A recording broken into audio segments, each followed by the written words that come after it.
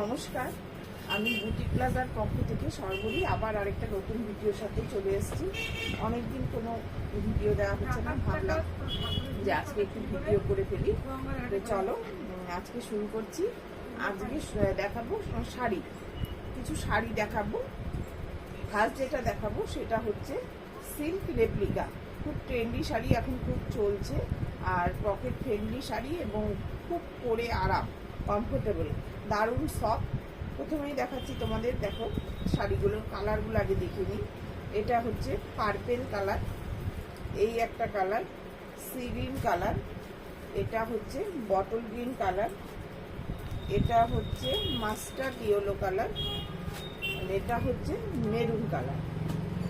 ছ পিস আমার কাছে এই মুহূর্তে আছে। এখন ফার্স্ট একটা খুলে দেখাচ্ছি, এটা